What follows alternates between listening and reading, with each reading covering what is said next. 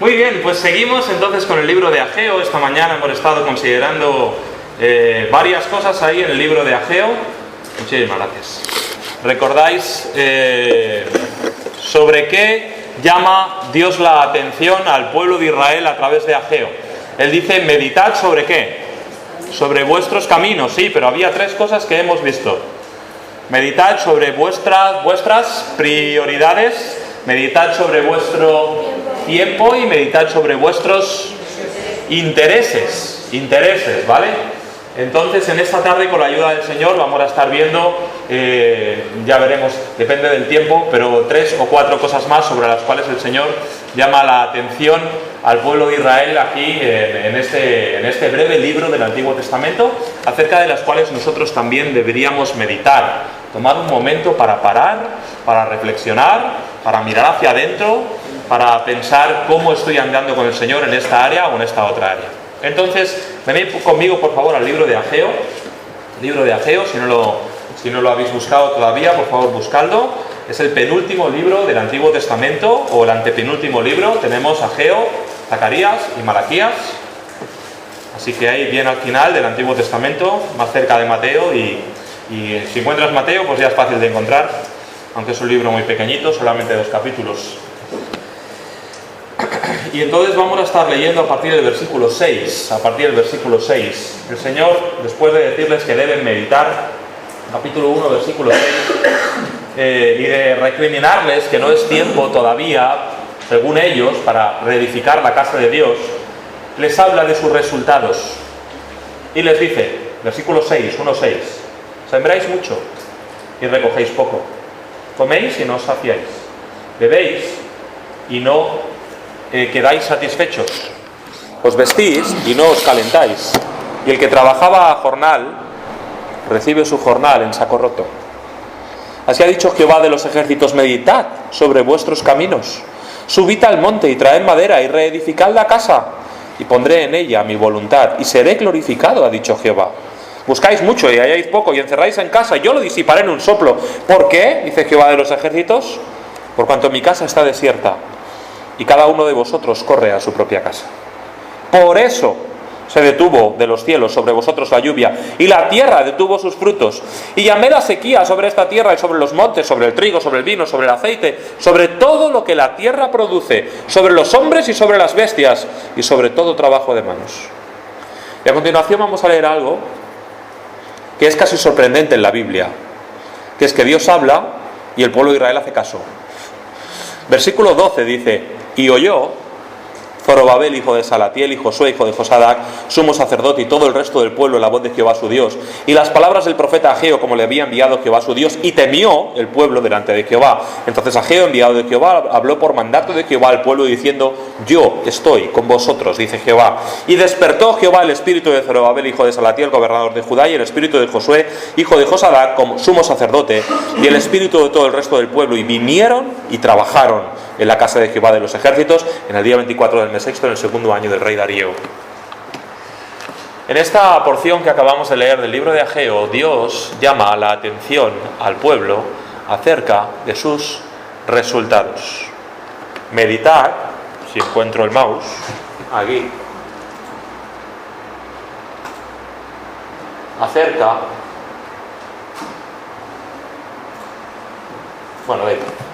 meditad sobre vuestros resultados. Les dice: sembráis mucho y recogéis poco. Les dice: coméis y no os saciáis. Bebéis y no quedáis satisfechos. Os vestís y no os calentáis. Dice: ¿por qué? Y les da la razón. Dice: porque cada uno corre a su casa y mi casa está desierta. Vosotros no habéis tenido interés en mí, ahora yo tampoco voy a tener interés en vosotros. Vosotros queréis que yo os bendiga, yo quiero que tú me sirvas. Tú no me sirves, yo no te bendigo. Por eso, dice versículo 10, o sea, no es por mi culpa, hay un motivo. Y el motivo sois que vosotros no habéis estado siendo fieles. Dice: por eso, porque vosotros os habéis olvidado de mí, porque mi casa está vacía, porque lleváis 17 años sin construir la casa. Dice: por eso, dice, se detuvo de los cielos sobre vosotros la lluvia, y la tierra detuvo sus frutos, y llamé sequía, y nada fructifica. Meditad sobre vuestros resultados. Y es un buen tema para que meditemos también nosotros en este día sobre nuestros resultados. Básicamente, en la Escritura hallamos un principio que va de Génesis a Apocalipsis, que es el que he anotado ahí, que es la siembra y la siega. Nos dice en Gálatas 6:7, no os engañéis, Dios no puede ser burlado, todo lo que el hombre sembrare, eso también segará. Así que cuando nosotros miramos a nuestra vida y vemos qué resultados estamos obteniendo, vemos cómo va nuestra vida, vemos cómo va nuestra iglesia, vemos cómo va nuestra iglesia, nuestro tiempo con el Señor, o cómo va nuestra vida espiritual, vemos cómo va nuestro trabajo, vemos cómo va nuestra familia, vemos los resultados que estamos obteniendo. La primera cosa que debemos considerar es cómo hemos sembrado. Porque todo lo que el hombre sembrare, eso también segará. Ellos, el pueblo de Israel, estaban sembrando indiferencia. ¿Y qué estaban recogiendo de Dios? Indiferencia. Así como ellos se despreocupaban por Dios, Dios había empezado a despreocuparse de ellos. Más que nada para que aprendieran. No es que Dios se hubiera olvidado de ellos o que no los iba a querer nunca más. Estaba tomando, una determinación para que ellos aprendieran. Para que se dieran cuenta que no podían pretender seguir viviendo así con Dios. Señor, yo me olvido de ti, pero tú dame todo lo que yo necesito. Y el Señor les enseña qué resultado estás teniendo con esa política que estás llevando a cabo. Si tú y yo conducimos nuestro coche siguiendo el código de circulación a rajatabla, probablemente tendremos muy pocos accidentes, ¿verdad? Hombre, un accidente siempre puede ocurrir, aunque no sea por tu culpa, ¿sí? Pero si tú sigues el código de circulación a rajatabla, nunca pasas de la velocidad que marca en un lugar determinado, siempre aparcas donde tienes que aparcar, nunca te saltas una línea continua, y siempre haces lo que debes hacer, lo que marca el código, difícilmente tendrás un accidente, y menos por tu culpa. Un accidente siempre puede pasar, siempre hay alguien que adelanta donde no tiene que adelantar, siempre hay algo que puede ocurrir. Pero si tú conduces de acuerdo al código, difícilmente te pasarán cosas malas. Tal vez accidentes son accidentes. En la vida, en un sentido, es igual. Cuando nosotros nos conducimos por la vida de acuerdo al código, tenemos muchas menos posibilidades de que vengan desgracias a nuestra vida. Y los accidentes ocurren. Y a veces tú no has hecho, nada para merecer determinada situación y los accidentes pasan.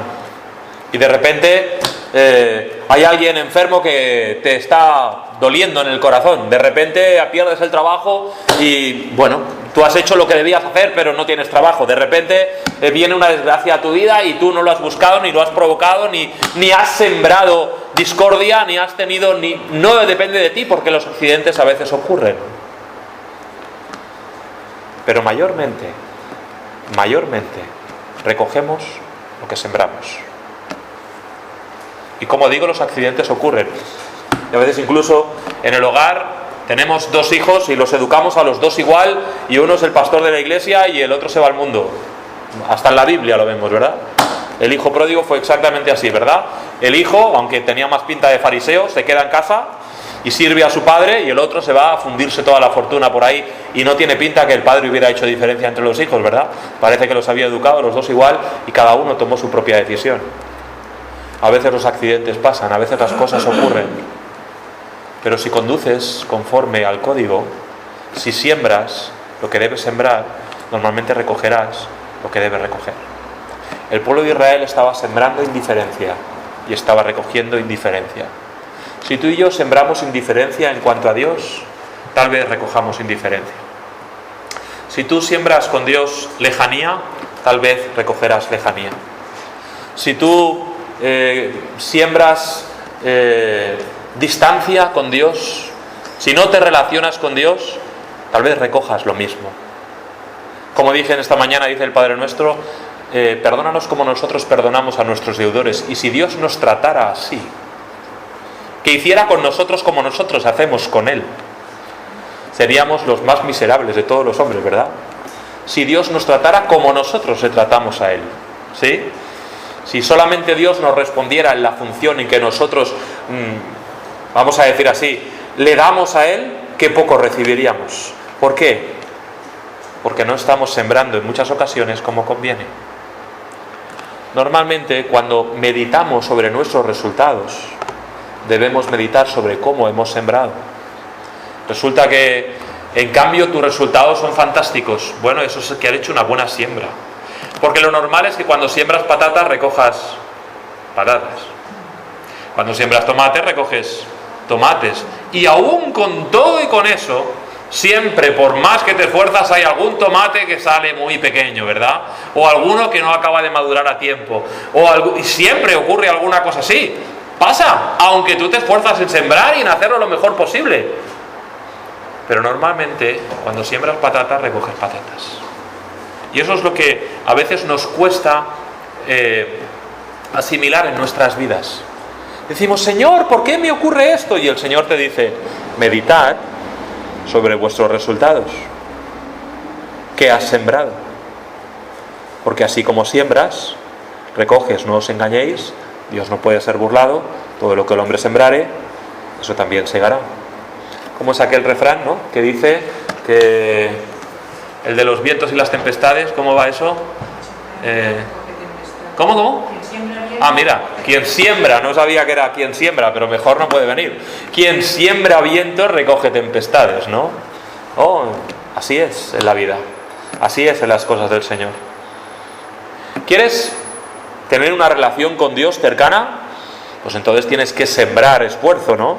Tienes que invertir. Es el segundo principio, la inversión. Necesariamente no es exactamente lo mismo que sembrar y que recoger, sino es el esfuerzo que viene detrás. Normalmente los resultados que tenemos los tenemos por dos motivos. Uno, por la semilla que hemos plantado. Dos, por el esfuerzo que hemos dedicado en trabajar esa semilla. Tú tira semillas y olvídate de ellas. Hombre, pues igual algo te nace, ¿verdad?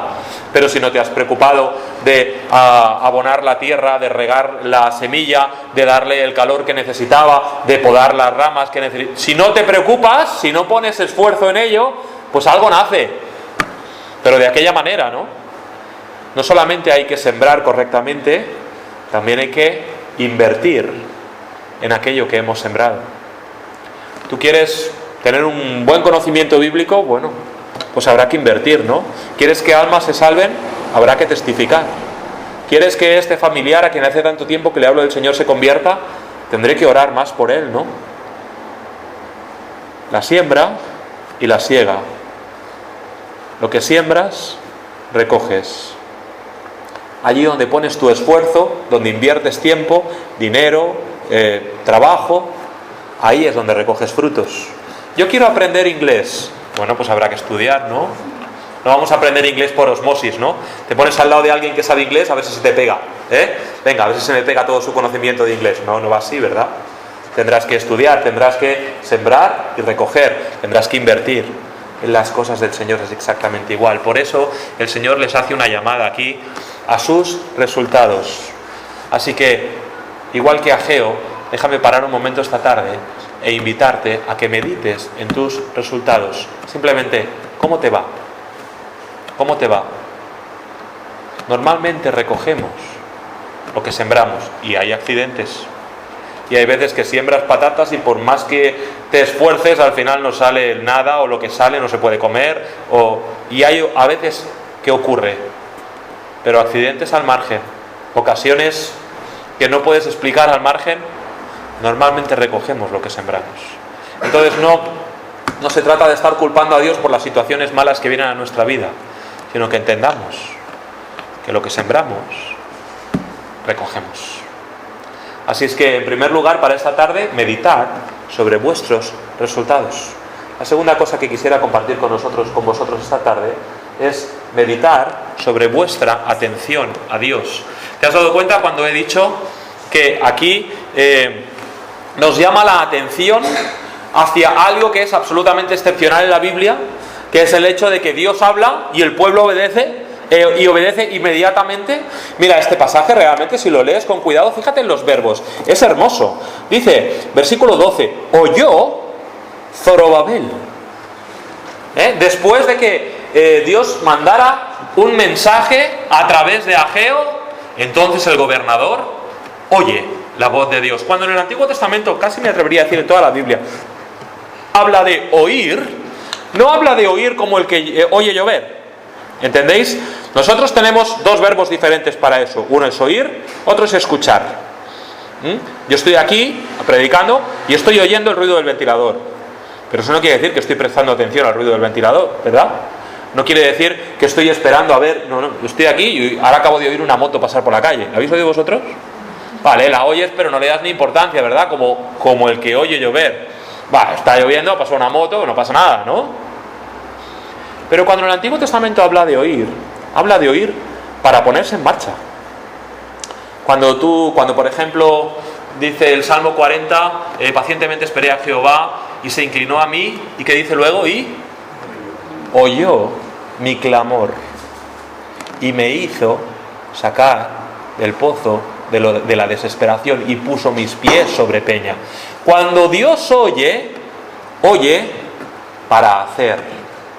¿Recuerdas a Samuel siendo un niño en el tabernáculo cuando estaba allí con Elí?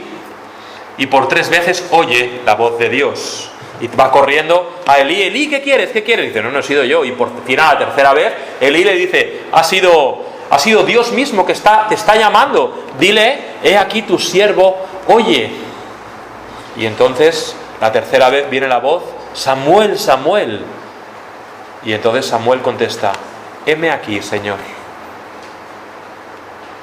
¿Así escuchamos nosotros a Dios? ¿Oyes la voz del Señor cada 2 por 3? ¿De veras? Un mensaje en la iglesia, cuando lees tu Biblia, cuando abres tu pan diario, cuando alguien comparte un versículo contigo, cuando hay un versículo en Facebook o alguien te manda un WhatsApp, oyes la voz del Señor. La palabra del Señor, acabo de cantarlo, ¿verdad? Así es tu voz, su palabra es su voz. Así es que cada 2 por 3 escuchamos de la voz del Señor. La pregunta es si hacemos como Zorobabel y como Josué y nos ponemos en marcha o no. Porque cuando escuchamos la voz del Señor deberíamos escuchar, deberíamos oír para obedecer. No escuchar para evaluar, no escuchar para considerar, ya veremos, no escuchar y para almacenar conocimiento, no escuchar solamente porque me gusta más o me gusta menos o ¿quién predica esta tarde? No, esta tarde no voy. Entonces, ¿estás escuchando la voz de Dios o estamos escuchando la voz del hombre? ¿Verdad? ¿Es la voz de Dios o no es la voz de Dios? Cuando lees la palabra de Dios, ¿es la voz de Dios? ¿Es la voz de Dios o no? ¿Seguro? Entonces, ¿por qué tantos días no leo mi Biblia? ¿De verdad lo creo yo que esto es la palabra de Dios? Si lo creo, ¿por qué tantos días falto a leer mi Biblia? ¿Verdad? Porque si yo te dijera que aquí al lado, no sé, en algún campo de fútbol que tengáis por aquí, va a venir el Señor Jesús a predicar, ¿qué, irías o no irías? Claro, corriendo, ¿verdad? Y tenemos aquí la voz de Dios y tantas veces coge polvo en el escritorio porque no abro mi Biblia. ¿Crees que es la palabra de Dios? Entonces debemos escucharla. Y cuando la escucho, debe ser para obedecer. Como Zorobabel, como el pueblo que se pusieron a trabajar. Así es que vengo a la iglesia, escucho una predicación y ¿qué hago con eso? He oído la voz de Dios. Y no por el predicador, sino por la palabra de Dios. ¿Y ahora qué voy a hacer? ¿Oigo para obedecer? ¿O me olvido? Abro mi Biblia. El Señor, hay un versículo ahí que ha tocado mi corazón. Te recomiendo, por cierto, que leas tu Biblia en tu devocional con un boli en la mano y con un cuaderno. Y cuando hay algo, lo apuntes. Es lo que yo hago, ¿eh? No es dogmático esto, ¿eh? Pero es como a mí me funciona. Y apunto el versículo y después lo puedo volver a leer. Y ese versículo habla a mi corazón. ¿Qué hago con eso? Y como dije antes, aunque sea el ejemplo más tonto, abres Facebook y alguien ha puesto un versículo y habla a tu corazón. ¿Qué haces con eso? ¿Oímos para obedecer? Meditad sobre vuestra atención a Dios. Si Dios te llamara como llamó a Samuel, ¿qué dirías? Ahora voy, pero un momento, que tengo cosas que hacer. O dirías, heme aquí, Señor, habla porque tu siervo oye. ¿Oye para qué? Sí, ya te he oído, Señor. Bueno, ya te he oído, pero algo habrá que hacer con lo que hemos oído, ¿no? Oír para obedecer. La segunda cosa aquí en el pasaje dice que temió el pueblo. Mira, el mismo versículo 12: oyó Zorobabel, hijo de Salatiel, y Josué, hijo de Josadac, sumo sacerdote, y todo el resto del pueblo, la voz de Jehová su Dios y las palabras del profeta Ageo, como le había enviado Jehová su Dios, y temió el pueblo delante de Jehová. Temió el pueblo delante de Jehová. ¿Qué es temer a Dios? ¿Qué os parece? Decidme algo que yo tengo aquí apuntado lo que es el temor de Dios, pero ¿qué os parece que es el temor de Dios? Respeto, es una buena palabra. ¿Qué más? Guardar su palabra. Guardar su palabra sería otra vez obedecer, ¿no? ¿Qué más? Teme a Dios porque eso es el todo del hombre. ¿Que teme a Dios qué? Teme a Dios porque eso es el todo. Porque es el todo del hombre, es lo que el hombre debe hacer, sí. Y lo que yo tengo notado aquí es que el temor de Dios es un sentimiento profundo de reverencia, respeto y deseo intenso de agradar a Dios en todo. El pueblo oyó la voz de Dios y temió. Es decir, tuvieron un sentimiento de profunda reverencia, de respeto y de deseo intenso de agradar a Dios en todo. ¿Es así con nosotros? Otra vez, hemos escuchado la voz de Dios. Número 1. Ahora el paso que vamos a dar es el de temer a Dios. Temer a Dios para cambiar de actitud, temer a Dios para servirle, temer a Dios para hacer aquello que sé que debo hacer delante del Señor. Ese es el siguiente paso. No puedes oír la voz de Dios y dejarlo ahí. El paso lógico sería temer a Dios para cambiar aquello que debo cambiar, para hacer aquello que debo hacer o para dejar de hacer aquello que estoy haciendo. Temer a Dios para algo, tener el deseo profundo de obedecer a Dios en todo. El pueblo lo tuvo. El pueblo quiso obedecer al Señor aquí. Pero como os digo, es algo inusual. Pero ¿qué tal nosotros? ¿Qué tal nosotros en cuanto a nuestra atención a Dios? ¿Escuchas la voz de Dios? ¿Qué haces luego? ¿Temes a Dios o simplemente olvidas? Cuando entras cada domingo por la puerta de la iglesia, vienes con esa actitud: si el Señor habla hoy a mi corazón, yo cambiaré lo que Él me muestre que está mal en mi vida. Eso sería venir con una actitud de temor a Dios, de respeto y de deseo profundo de hacer la voluntad de Dios. Cuando abres tu Biblia tienes esa actitud: si Dios habla a mi corazón, yo temeré a Dios. En tercer lugar, mira lo que dice el pasaje. Entonces Ageo, versículo 13, enviando a Jehová, habló por mandato de Jehová al pueblo diciendo: yo estoy con vosotros. ¿Y no es hermoso, hermano? Que dice que oyeron la voz de Dios y temieron a Dios. Y cuando oyeron a Dios para obedecerle, temieron a Dios para cambiar de actitud, entonces el Señor dice: estoy con vosotros. Estoy contigo. Cuando tú tienes y yo, cuando nosotros tenemos la actitud correcta, entonces Dios está contigo. Cuando tú estás dispuesto a escuchar al Señor y no solamente a escucharle, sino a obedecer su palabra, entonces Dios está contigo. Entonces el Señor no se aparta de tu lado. Entonces tú y el Señor sois mayoría. Entonces puedes hacer cualquier cosa que vas en el nombre del Señor. En cuanto ellos tuvieron la actitud correcta, el Señor les dice: yo estoy con vosotros. ¿No es eso lo que quiere decir Emmanuel? Dios con vosotros. Y dice Romanos: ¿y si Dios es con nosotros? ¿Quién contra nosotros? ¿Verdad? Puedes hacer cualquier cosa si el Señor te acompaña. Hemos salido ahora de casa de Miguel y yo y estaban unos chicos ahí jugando a baloncesto. Imagínate que jugamos un 2 contra 2 a baloncesto, ¿no? Y yo voy con LeBron James. Me da igual con quién vayas tú, yo voy con LeBron, gano siempre. ¿Vale? No. Aunque venga Michael Jordan, que ya tiene 45 años, gano siempre. tú vas con el Señor. Ganas siempre. Pero no porque tú o yo valgamos algo, sino porque el Señor está conmigo. Y eso que Él está diciendo aquí, ¿verdad? Yo estoy con vosotros. No habían puesto todavía ni un ladrillo, Solamente con cambiar de actitud, el Señor dice, yo estoy con vosotros. ¿Cómo es Dios, no? En cuanto ellos mínimamente dan un giro de arrepentimiento, enseguida el Señor se pone de su lado. ¿No es algo maravilloso? Es algo que tú y yo probablemente no haríamos, ¿verdad? Cuando yo te he defraudado muchas veces y me has tenido que perdonar muchas veces, te vuelvo a decir, oye, que estoy arrepentido, perdona. Y tú dices, bueno, ya veremos, ¿no? Sería lo lógico, ¿no? Pero Dios no es así. Dios perdona siempre. Dios se pone a tu lado siempre en cuanto nosotros tenemos la actitud correcta.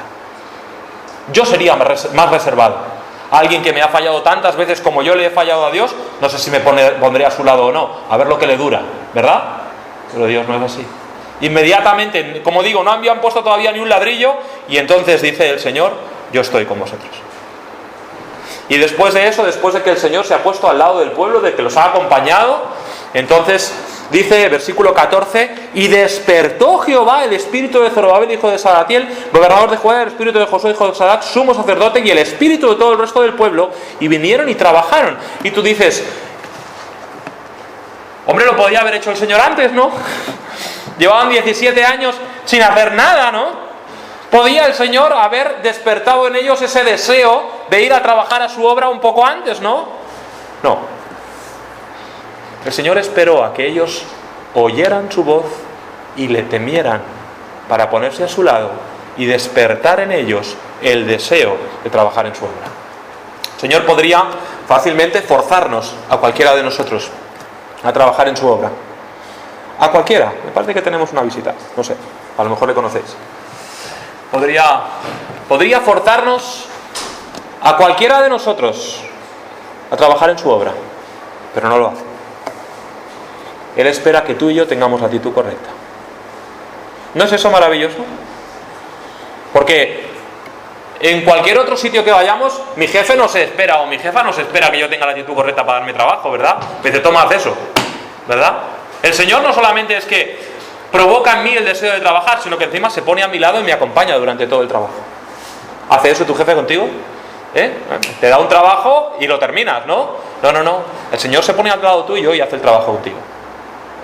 Acompañados por Dios y ahora animados por Dios. Es el Señor quien les está animando, Él mismo, quien provoca en ellos ese espíritu, ese deseo de trabajar. Fíjate con qué poco el Señor se ha puesto en marcha. Simplemente con escuchar la voz de Dios y temer la voz de Dios. Y el Señor ya se pone en marcha. Qué poco necesita de nosotros el Señor para ponerse a nuestro lado. Y claro, después de todo eso, entonces lo que nos queda es trabajar, ¿verdad? Porque si hemos escuchado la voz de Dios, hemos temido a Dios, el Señor se ha puesto a nuestro lado, despertado en nosotros el deseo de trabajar, bueno, al final se trata de que hagamos lo que tenemos que hacer. Al final se trata de que sirvamos al Señor. Y eso implica tiempo, implica esfuerzo, a veces incluso dinero, implica de nuestra parte, implica trabajo. En todas las áreas de la vida. Cuando queremos algo tenemos que trabajar por ello.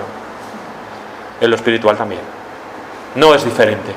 Cuando queremos algo de Dios, cuando queremos algo en nuestra vida espiritual, debemos esforzarnos en ello. Debemos esforzarnos igualmente. Debemos trabajar por ello. Los ejemplos que ponía antes. ¿Quieres la iglesia llena? Pues habrá que esforzarse en predicar, ¿no? ¿Quieres los mismos ejemplos que antes? ¿Quieres que alguien a quien hace tiempo que estás testificando se convierta? Tendrás que esforzarte en orar, ¿no? Hay algo que nosotros debemos hacer. Dice Salomón en Proverbios, diría que es el capítulo 22, no estoy seguro,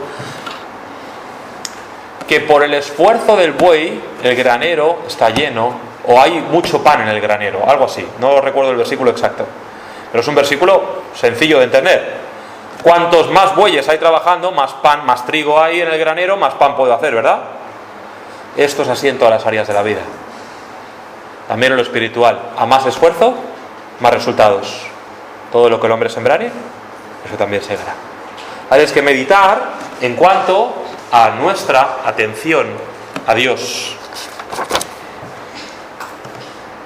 Y entonces llegamos al capítulo 2. Vamos al capítulo 2. Los primeros versículos, hasta el versículo 9, les anima a que consideren el templo. Lo que había estado ocurriendo es que algunos de los que habían vuelto de Babilonia habían visto inicialmente el primer templo. Y el templo que estaban construyendo en aquel momento era un templo que al lado del templo inicial de Salomón era pues como una cabaña, era una chabola, era algo totalmente diferente. La gloria del templo pasado era mucho mayor que lo que ellos iban a hacer a continuación, y eso les causaba tristeza. Y muchos de ellos incluso lloraban por eso.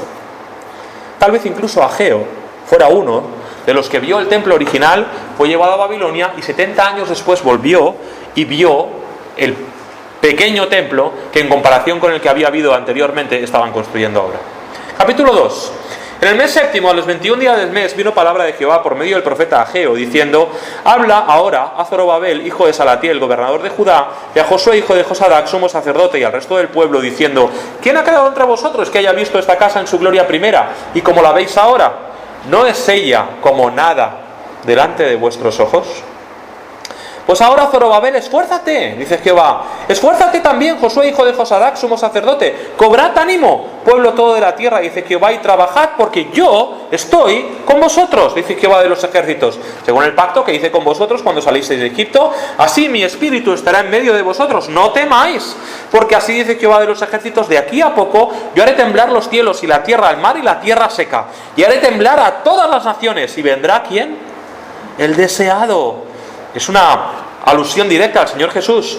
De todas las naciones, y llenaré de gloria esta casa, o sea, la que estaban construyendo ellos en ese momento, ha dicho Jehová de los ejércitos. Mía es la plata, mío es el oro, dice Jehová de los ejércitos. La gloria postrera de esta casa será mayor que la primera, ha dicho Jehová de los ejércitos, y daré paz en este lugar, dice Jehová de los ejércitos. Cuando consideramos el templo, la primera cosa importante del templo, de acuerdo a lo que vemos el pasaje, era su aspecto, ¿verdad? La primera cosa que era importante en cuanto al templo era el aspecto del templo, cómo era por fuera. Antes era mucho mejor, ahora era mucho más pequeño, ahora tenía mucha menos gloria. Y hay un momento incluso que el Señor os dice: no os preocupéis por el oro y la plata, yo lo tengo todo, mío es todo el oro, mía es toda la plata, lo cual nos hace ver que probablemente el templo que estaban construyendo en ese momento era mucho más pobre en cuanto a los materiales que estaban usando, era mucho peor. ¿Qué tal está el aspecto de tu templo? Primera de Corintios 3 y Primera de Corintios 6 nos dice que somos templo del Espíritu Santo. ¿Y cómo está? ¿Recuerdas una ocasión que el Señor Jesús tuvo que entrar en el templo con un látigo en la mano, echando fuera a todos los que estaban comerciando allí y estaban engañando a todo el mundo? ¿Lo recuerdas? Esto es una cueva de ladrones, y tuvo que echarlos de allí a todos. Habéis convertido mi casa de oración en cueva de ladrones. A veces el Señor tiene que entrar así en nuestro corazón y limpiar a latigazos todo lo que hay. ¿Qué tal está tu templo? ¿Sabes aquello que de repente te llama tu marido y dice: oye, estoy subiendo las escaleras y vengo con... ¿no? Y tú dices: ¡ay, mi casa! Y entonces te pones a recoger la ropa, lo metes todo en un sitio, lo tiras encima de tu cama, cierras la puerta de tu habitación, por lo menos que la sala esté recogida, ¿verdad? Y sales corriendo y... ya está, ¿Qué tal está tu templo? El Señor Jesús está viviendo en tu templo, no es que viene, es que está dentro. ¿Qué tal? ¿Qué condiciones, en qué condiciones de vida estás dejando al Señor Jesús vivir en el templo de tu corazón? ¿Cómo está por dentro? ¿Qué tal las habitaciones, los rincones? Esos que temes que venga la suegra y pase el dedo por encima. ¿Qué tal? ¿Cómo está? Aquello que tienes escondido, no, esto es solamente para mí. ¿Cómo está tu templo? ¿Cómo está el templo de tu corazón? ¿Está lleno de cosas que no sirven? De repente tú dices: no, yo quiero pintar las paredes de color verde. Y el Señor dice: no, ahora yo vivo aquí. Y las paredes se pintan de otro color. Y tú insistes: no, hombre, pero Señor, yo quiero que esto sea así. No. Es el templo de mi corazón, pero yo no soy el que estoy en el trono del corazón, ¿no? En el trono está el Señor, ¿verdad? ¿Recuerdas una historia en la cual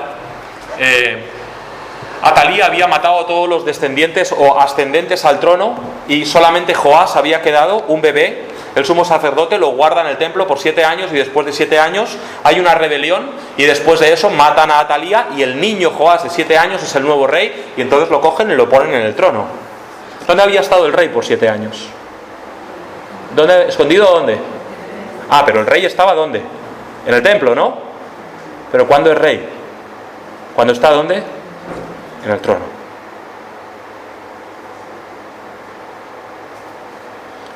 El niño rey, mientras estaba en el templo, no era rey.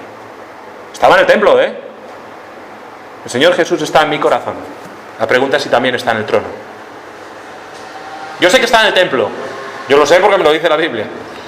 Ahí no tengo nada que sentir. Lo dice la Escritura. Es así. Soy templo del Espíritu Santo. ¿Pero Él también está en el trono, en mi corazón? ¿O solo está en el templo?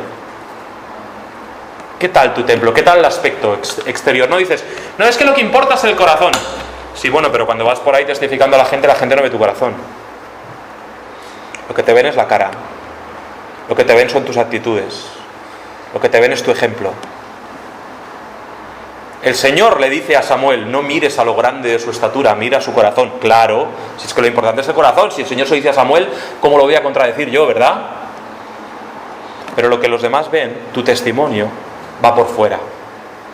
No puedes decir, hago lo que quiero, visto como quiero, me comporto como quiero, escucho la música que quiero, hablo como quiero, tengo las compañías que me da la gana, porque lo que importa es el corazón. Claro que lo que importa es el corazón, pero a fin de cuentas lo que se ve fuera es un reflejo de lo que hay dentro. Y todo el evangelio que la gente que hay fuera va a ver es tu cara, es tus palabras, no es tu corazón. El corazón lo ve el Señor. Pero todo el evangelio que los demás van a conocer es lo que tú les digas, lo que tú les muestres. Por lo tanto, otra vez, te pido que medites sobre el aspecto interior y exterior de tu templo. Y en segundo lugar, lo importante del templo, ¿qué era? Lo importante del templo es que venía el deseado, ¿verdad?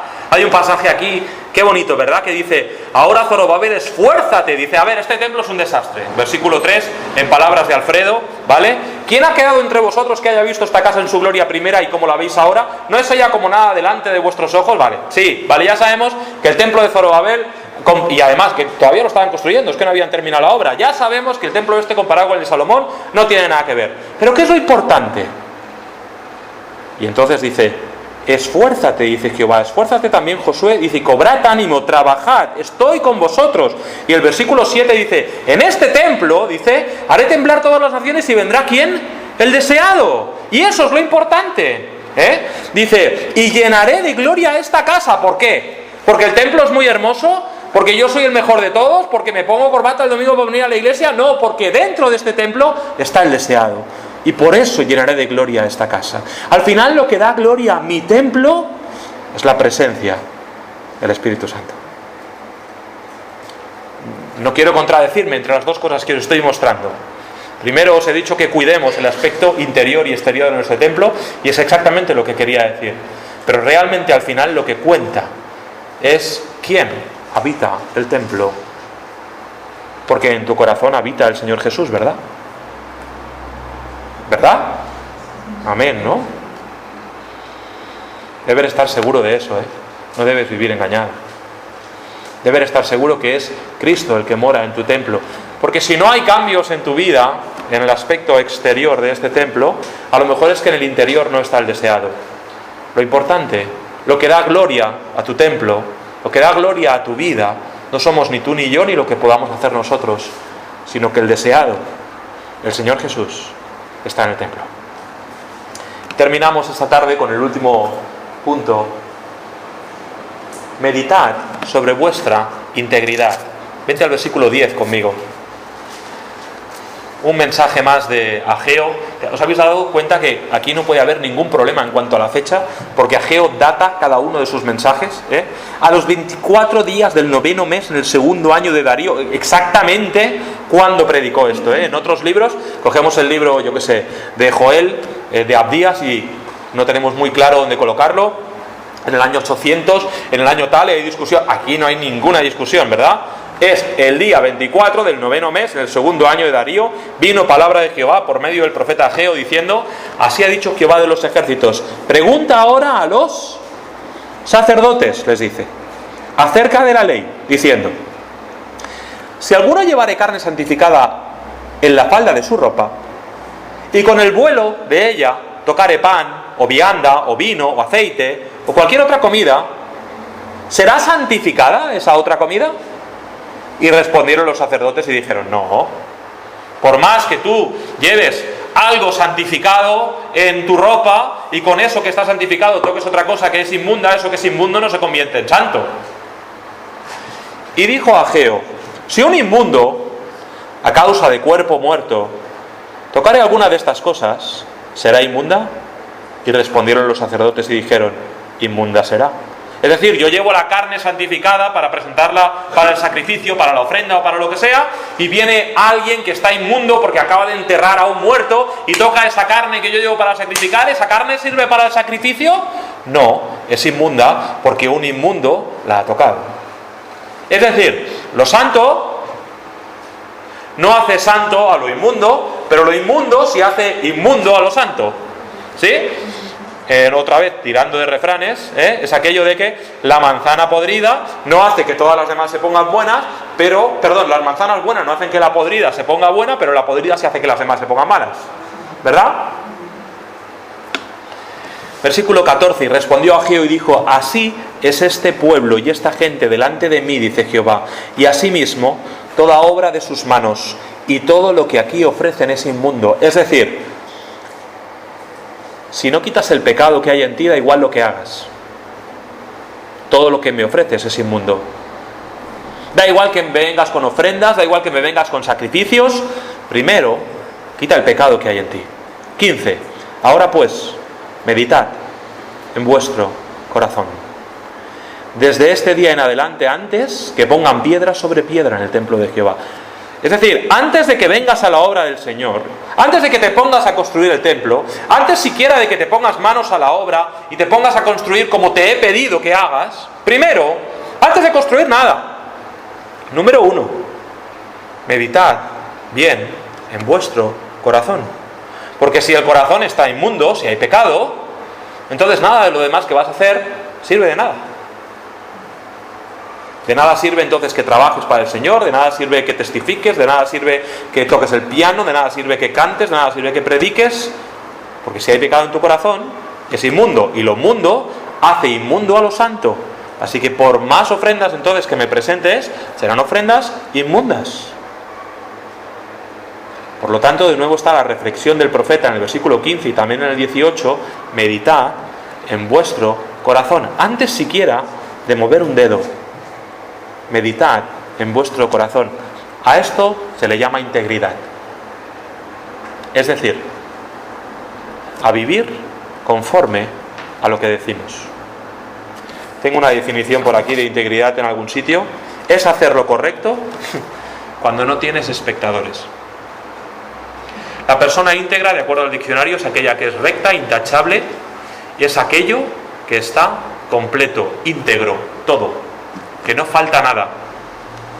Hace lo que dice que hay que hacer. Fue la crítica principal del Señor Jesús a los fariseos, ¿no? Su falta de integridad. Hipócritas, que decís una cosa y hacéis otra. Incluso predicando a la multitud y a sus apóstoles les decía: haced lo que los fariseos dicen, ¿eh? Si lo que dicen no está mal. El problema está en que ellos no hacen lo que dicen. Aquí el Señor, para terminar, llama la atención al pueblo de Israel acerca de su integridad. Les ha pedido que trabajen, les ha pedido que sirvan en la obra del Señor, les ha pedido que construyan el templo, les ha pedido que se pongan las pilas, que se pongan manos a la obra. De alguna forma el Señor nos pide lo mismo a nosotros. Ponte las pilas, manos a la obra, haz lo que tienes que hacer, sirve al Señor, oye la voz del Señor, pero antes siquiera de poner un ladrillo, lo habéis visto además, dice, literalmente dice, desde este día adelante, antes que pongan piedra sobre piedra en el templo de Jehová, antes de hacer nada, consideremos nuestra integridad. ¿Estoy viviendo yo conforme a lo que digo que soy? ¿Soy cristiano? ¿Vivo conforme a lo que de un cristiano se espera? ¿Estoy siendo íntegro en mi vida? Es decir, completo. Una cosa que está íntegra es que no falta nada, ¿verdad? Si yo digo una cosa y no la hago, falta algo. Entonces una persona íntegra es aquella que dice una cosa y hace lo que dice, por lo tanto no falta nada, está todo completo. Íntegramente, completamente. La Escritura le dice, o el profeta Ageo le dice a sus compatriotas: meditad en vuestro corazón. Así es que para este día, y para terminar, yo quiero dejar con vosotros esa última reflexión. Meditad en vuestro corazón. Meditad en vuestros caminos. Para un momento y reflexiona. El Señor se va a poner a tu lado en cuanto nosotros mostremos, como acabamos de ver, un mínimo de correcta actitud delante de Él. En cuanto oyeron la voz de Dios y temieron la voz de Dios, el Señor se puso a su lado. Se puso a su lado y despertó el corazón de ellos para que trabajaran, y se puso a trabajar con ellos. Pero antes de ponernos a trabajar, necesitamos considerar qué hay en nuestro corazón. Y considerar si somos íntegros o no. Si estamos aquí en el púlpito predicando, pero luego cuando me bajo del púlpito estoy viviendo una vida diferente. Si mañana que vuelvo al trabajo me comporto de una forma diferente que la que me comporto el domingo aquí en la iglesia. Si aquí soy tan valiente como lo soy de puertas para afuera. Aquí sí, mucho hablar del Señor, pero por ahí fuera también, cuando salgo por la puerta afuera, también soy íntegro. Vivo conforme a lo que la Biblia enseña, a lo que digo que se debe hacer. Soy una persona íntegra. Meditad en vuestro corazón. Meditad sobre vuestros caminos. Este es el libro de Ageo. Estas 7 aplicaciones hemos sacado en este día. Espero que haya sido de bendición para vosotros. Y una vez más, os animo a que hagamos un momento, un parón en el camino, a que tomemos un tiempo con el Señor en el momento que tú tengas apropiado hacerlo, y medites, y consideres, y pares, y veas si estás teniendo las prioridades correctas, si estás dedicando el tiempo a Dios que debes dedicar, si estás teniendo los intereses correctos, así como todas las cosas que hemos mencionado en esta tarde, y veas también pues si estás teniendo los resultados que se esperan que debes tener, si tu atención a Dios está siendo la correcta, si nuestro templo está siendo cuidado de la forma adecuada, y por último, si estamos siendo íntegros. Así pues, hermano, espero que haya sido de bendición el libro de Ageo para ti. Como ves, lo hemos tratado de una forma absolutamente práctica, sin buscar interpretaciones en profecías, que las hay, especialmente del capítulo 2 al final, o en otras cosas. Y por último, déjame volver a repetir la misma frase. Meditad sobre vuestros caminos. Vamos a orar. Amado Padre Celestial, damos muchísimas gracias por poder ahora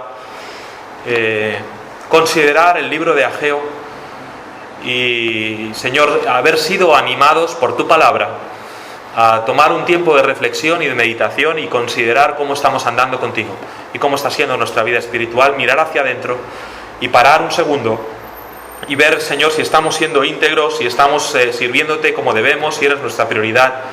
Padre, en tus manos, Señor, dejamos la vida de cada persona aquí, también la mía propia, para que tú trabajes en nuestra vida y nos hagas cada día más semejantes al Señor Jesús. Gracias una vez más por la oportunidad de poder compartir esto con mis hermanos. Pido tu bendición sobre ellos y lo pido en el nombre de Cristo Jesús. Amén.